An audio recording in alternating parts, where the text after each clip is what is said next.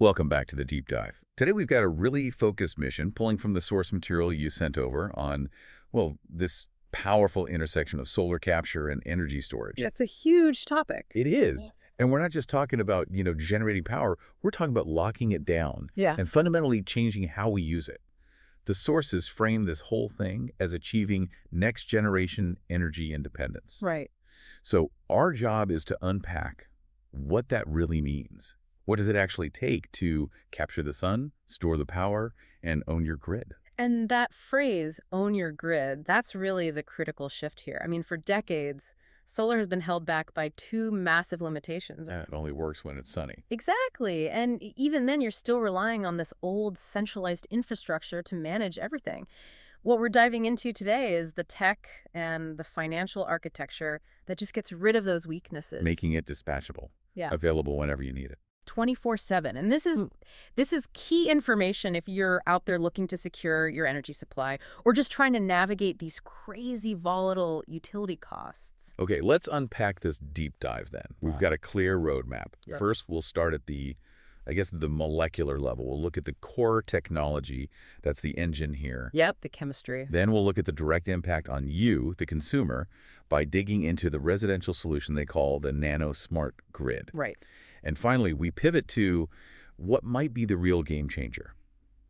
The massive financial implications this has for enterprise-scale businesses, their actual balance sheets. You really have to start with the chemistry because Yeah. all these claims of next-gen performance, they rest squarely on the battery architecture. Absolutely. And the documents are specific on this. The foundation is a proprietary solid-state battery architecture. So this isn't just, swapping one big battery for another. This is a whole redesign. It is. So what exactly makes this solid-state core such a technological leap, especially compared to the lithium-ion standard we're also used to? The jump is massive, primarily in two really critical areas. Yeah. Energy density and safety. Okay. With traditional lithium-ion, you have these liquid or gel electrolytes, and that's the stuff that's highly flammable. It's often responsible for thermal runaway events. That's the uncontrolled heat, the fires you hear about. Precisely. Solid-state batteries just replace those liquids with a solid electrolyte. So right off the bat, we're talking about seriously mitigating the fire risk. That's a huge deal for any installation, but especially in a home or a crowded commercial building. A huge deal. And beyond the safety, that solid electrolyte lets you pack the cells much, much tighter. This vastly increases what we call the volumetric energy density. So more power in a smaller box. That's it. You can store far more power in a physically smaller footprint. So if you're tight on space, a garage wall, corporate rooftop, whatever, the solid-state core gives you way more capacity in a smaller and, frankly, safer package. That makes perfect sense. That's the core. But the sources, they don't stop there, which I found curious. The provider, even while they're touting this proprietary tech, they also offer other chemistries. Why do that? Why layer in older technologies if you have this new, safer, higher density solid state? That is the strategic nugget right there. Yeah. They aren't boxing themselves into a single, maybe expensive corner. They're offering a multi-layered storage solution. You mentioned solid state, that's the high-performance core, but they also build in lithium iron phosphate, LiFePO4. LiFePO4. That's the more mature, kind of the durable, widely adopted alternative, right? It is. It is. And while it might not match the solid state for, sheer density, LiFePO4 is a champion of longevity and thermal stability. It is incredibly robust. It can handle far more charge and discharge cycles, which makes it a perfect choice for systems that need sustained, long-term daily use. So it's like a workhorse. It provides a proven, really reliable backbone for the whole system's capacity. Exactly right. Solid state is the powerful, high-density engine, and LiFePO4 is the durable, long-haul workhorse. Got it. And interestingly, the documents also mention they still offer lead-acid solutions. Now, that might sound pretty outdated. A little bit, yeah. But for certain legacy industrial jobs or, remote, low-cost setups where the main thing is affordability over peak efficiency, lead-acid still has a role. The key takeaway for you is that this is not a one-size-fits-all battery. Right. It's an optimized multi-chemistry approach, all built on that cutting-edge core. It just lets them tailor the system for performance, durability, or cost, depending on what's needed. That flexibility is key. Right. Okay, so we've established the engine under the hood now. How does the consumer actually drive it? If this multi-layered storage is the foundation, let's see how that translates into practical use, starting with the homeowner. This brings us right to the concept the sources call the nanosmart grid. And this is not just a battery cabinet you install next to your meter. No, it's defined as the complete home energy solution. It integrates three crucial components that are all working together dynamically. And those are? You've got your solar capture, of course. You've got the battery storage we just analyzed, that solid state and life PO4 mix, and critically, AI automation. Ah, okay. The AI is the brain. The AI is the brain that turns simple storage into a grid management system that's just scaled down for a single home. That AI piece is fascinating because it seems to move the user beyond just passive consumption. Can you maybe elaborate on what the AI is actually doing for a homeowner, hour by hour? So the AI is constantly running these complex optimization algorithms. It's tracking local weather forecasts. Is it going to be sunny tomorrow or cloudy? Okay. It's tracking utility pricing. When is energy most expensive? When is it cheapest? It's tracking your own historical usage patterns. And based on all that data, it just dynamically manages the storage. So it's deciding, okay, now's the time to hoard power, or now discharge the battery to run the house instead of pulling from the expensive grid, and maybe even selling power back to the utility, all without the homeowner having to do anything. Precisely. It's maximizing your efficiency and protecting your home at the same time. But functionally, what is the single biggest benefit a homeowner feels from all this? What is it? The source material points right to the achievement of 247 baseload power. Now, hang on. That term baseload, I think we need to do a deep dive on that word alone. Because traditionally, baseload refers to the constant, reliable minimum power from things like coal or nuclear. Right. Power that never goes offline. So how can solar, which is by definition intermittent, possibly promise baseload even with a battery? Is that just marketing? That is a fair challenge. And it really cuts to the heart of what this tech actually provides. Yes, in, old utility speak, baseload means fossil fuels running 24/7. But in the context of this nano smart grid, achieving baseload means achieving true energy resilience and guaranteed dispatchability for you, the consumer. Can you give us an analogy for that? Sure. Think of your current solar system like a bucket that catches rain. It's great when it's raining, but useless when it stops. Right. Adding a conventional battery is like adding a small backup drum. It's temporary. The nanosmart grid, with this combination of storage and AI, it's more like an unlimited autonomous fuel pump. The stored energy is just constantly available, it's optimized, and it's ready to meet the minimum demand of your home at any moment. During a blackout, when utility rates spike, or just in the middle of the night. Okay, so we're defining baseload here as dispatchable solar power even after the sun goes down. It's about removing that solar penalty, the fact that it only works when the sun is out, but just guaranteeing power is available. You got it. And that guaranteed availability completely changes the security and the economics of your home's power. It really summarizes the whole residential value proposition. Advanced storage plus AI automation lets you operate independently. You can manage your energy proactively, optimally around the clock. That's a pretty compelling case for any homeowner who's looking for some resilience.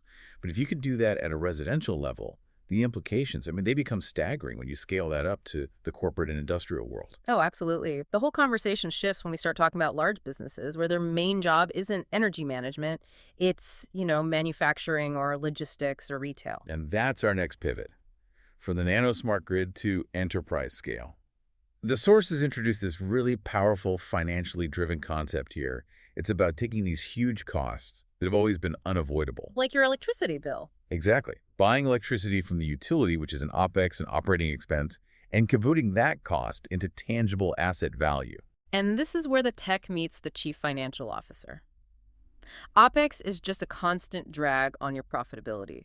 To convert that to asset value, you're transforming parts of your business's real estate that were previously unproductive into active financial instruments.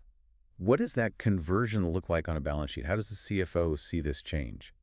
Well, it means that, all that unused roof space, those vast parking lots, they're not just maintenance burdens anymore. They are transformed into, and I'm quoting the sources here, revenue-generating energy assets. So they're generating power internally, which reduces what they have to buy from the utility. Right, but it's more than that. They're also generating financial returns through grid services and incentives. And these systems are specifically designed to handle heavy industrial loads. So a manufacturing plant or a big distribution center can adopt this and not have to worry about underpowering their core operations. So the ROI is baked right into monetizing the real estate itself. You're not just saving money, you're building an asset from space that was just sitting there. But On the operational side, where does the biggest hit to the P&L statement come from? Is it just cheaper electricity? It's actually much more valuable than just offsetting baseline use. The core benefit for large consumers is getting rid of those huge utility bills that come from short periods of heavy consumption. This is done through sophisticated peak shaving and demand response. Peak shading, that's the ultimate cost control for a big company.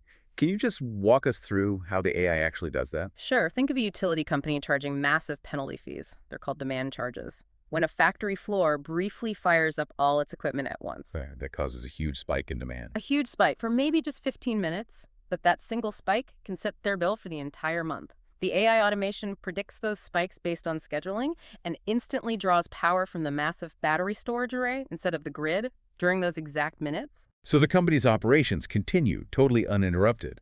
But the utility never even sees the costly demand spike. It just eliminates those enormous penalty charges.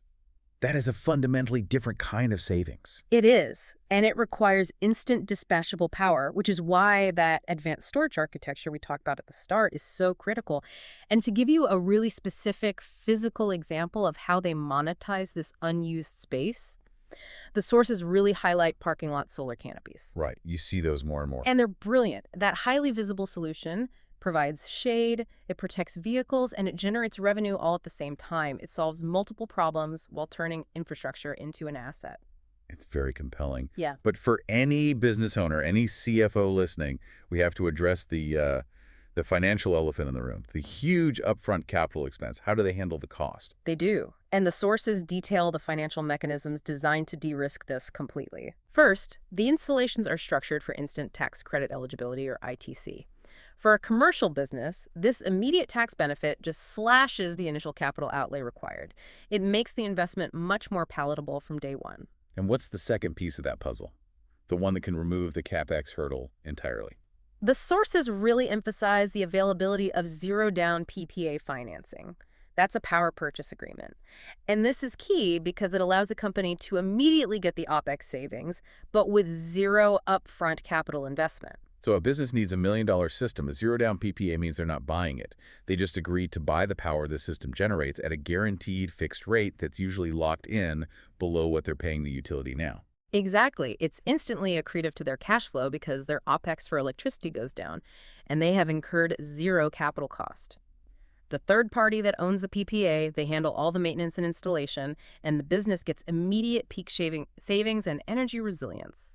It connects right back to that core idea, transforming OpEx to asset value, but without the initial financial barrier.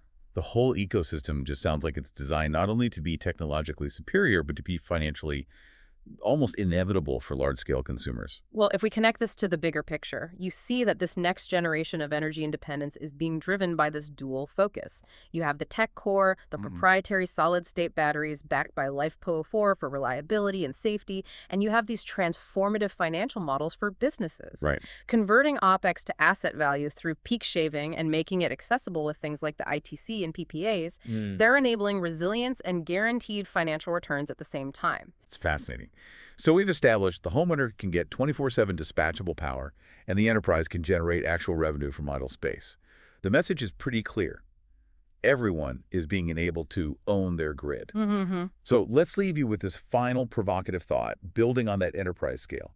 I want you to consider the broader systemic implications when vast amounts of commercial real estate, I mean, think about every single big box store, every retail center, every logistics campus, when they all start functioning not just as points of energy consumption, but as integrated revenue-generating energy production and storage sites. It's a massive shift. If private real estate holds the key to localized power generation, what does this huge decentralization and monetization mean for the future definition of a city's energy infrastructure? I mean, will the traditional centralized utility grid even be recognizable in 20 years? Something to mull over until our next deep dive?